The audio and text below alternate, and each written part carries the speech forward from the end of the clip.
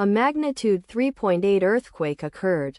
Sulawesi, Indonesia. 117 kilometers NNE of Kendari, Indonesia, or 442 kilometers SA of Palu, Indonesia. On Sunday, the 22nd of June 2025, at 17 hours 7 minutes and 2 seconds local time, the quake had a depth of 10 kilometers and was not felt, or at least not reported so.